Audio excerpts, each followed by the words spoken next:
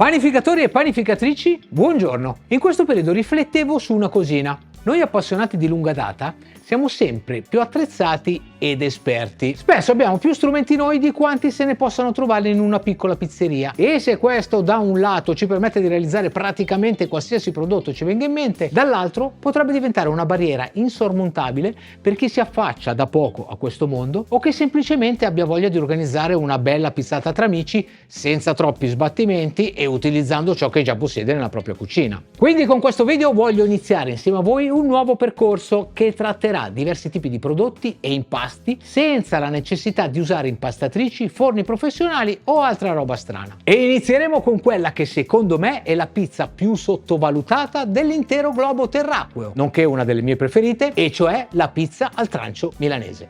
Ma il trancio alla milanese non è mica una vera pizza. E sti cazzi, è croccante fuori, una nuvola all'interno, la puoi farcire in 1000 modi diversi e riscaldata è buona come appena sfornata, se non di più. Ha solo un piccolissimo difetto: può provocare dipendenza. Ma torniamo a noi. Come vi ho anticipato, impasteremo a mano, useremo il frigo o la temperatura ambiente per la lievitazione e cuoceremo con le normali temperature di un qualsiasi forno domestico. E la ricetta sarà naturalmente replicabile anche da chi usa l'impastatrice o la planetaria e cuoce in forni professionali.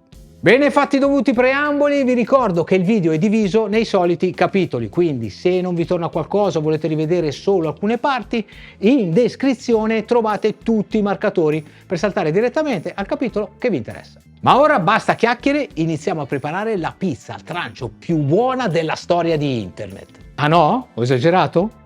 Vabbè dai, era per enfatizzare, ormai quel che fatto è fatto.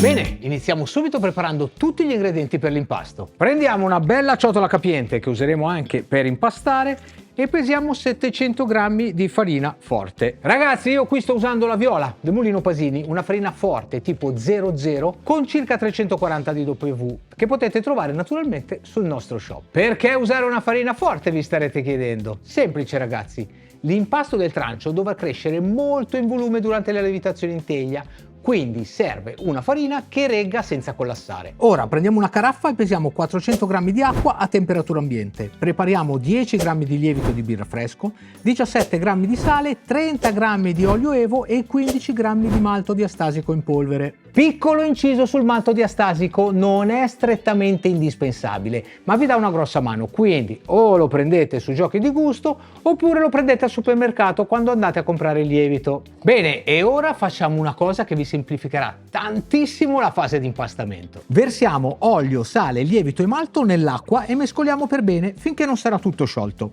A questo punto trasferiamo il nostro intruglio nella ciotola della farina e iniziamo ad impastare, prima aiutandoci con una forchetta e poi, quando sarà praticamente inutilizzabile, usando le nostre belle manine. Con una prendiamo l'impasto dal fondo della ciotola e lo portiamo sopra, mentre con l'altra facciamo girare la ciotola, esattamente come sto facendo io ora.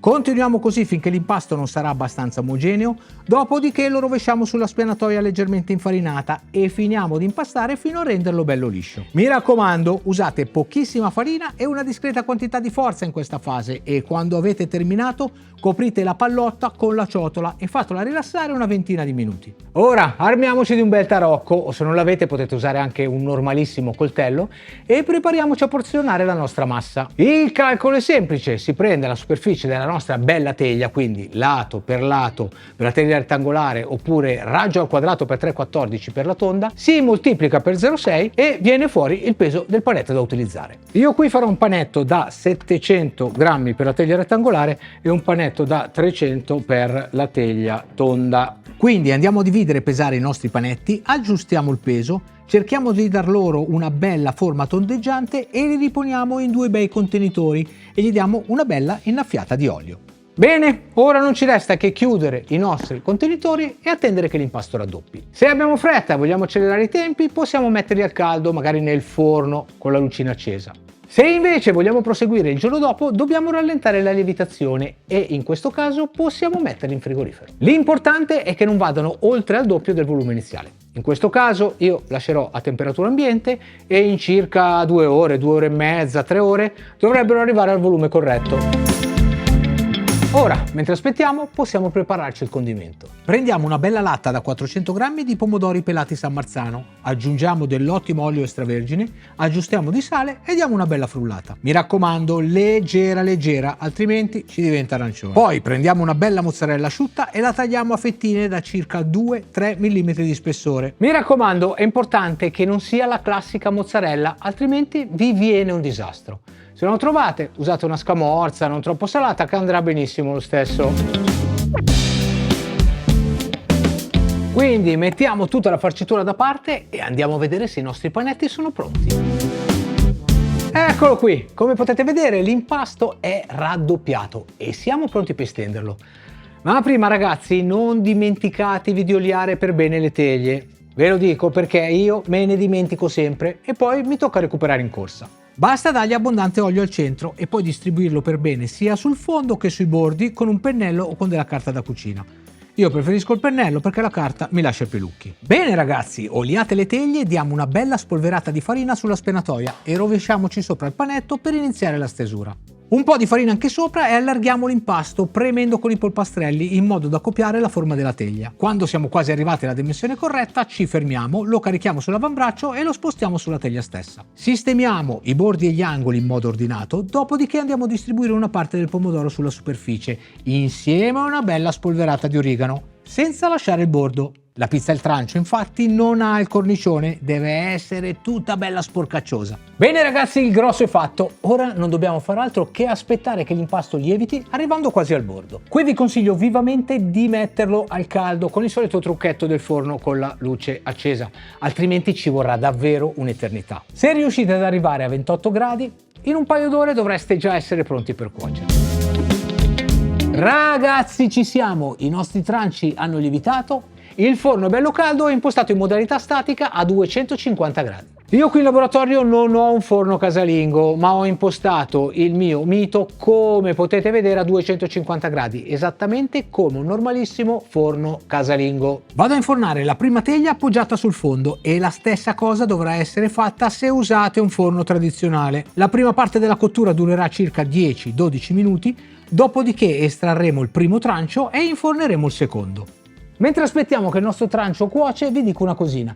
Una volta terminate le precotture, decideremo se completare la farcitura aggiungendo il restante pomodoro e la restante mozzarella oppure conservare le basi così come sono per poi completarle e rigenerarle in 5 minuti al momento del bisogno. Noi naturalmente ne completeremo almeno una, ma anche tutte e due, altrimenti come ve lo mostro il risultato finale. Stendiamo un altro po' di pomodoro, ricopriamo tutta la superficie con il nostro fior di latte asciuttissimo, un bel giro d'olio e mettiamo in forno a metà altezza voi, sul piano io, perché non ho alternative. Attendiamo che la mozzarella sia completamente sciolta e leggermente brunita, tiriamo fuori e siamo pronti a tagliare e servire. No ragazzi, non scherziamo, il trancio senza una tempesta di origano è come una matriciana senza pecorino. Eccolo qui ragazzi, bello profumato, croccante fuori, morbidissimo dentro e che ti fa proprio venire voglia di addentarlo. E anzi, visto che è l'ora della merenda, gioco buono.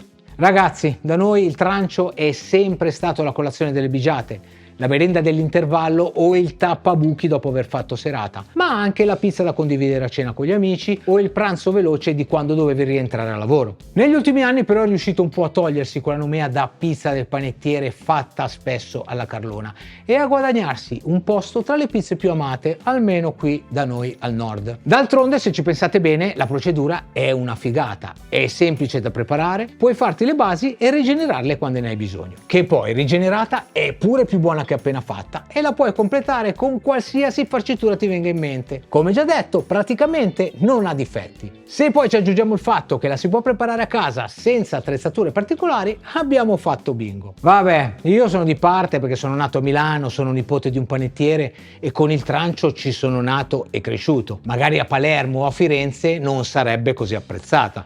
Anche se forse qualche antenato del trancio è proprio originario di quelle zone, mi sa, eh? Ma questa è un'altra storia e magari ve la racconterò più avanti, ma solo se mettete un bel like al video e seguite il canale, altrimenti niente, e anzi vi metto la ricetta della pizza fatta con gli albumi e lo yogurt greco zero. Ciao ragazzi, alla prossima!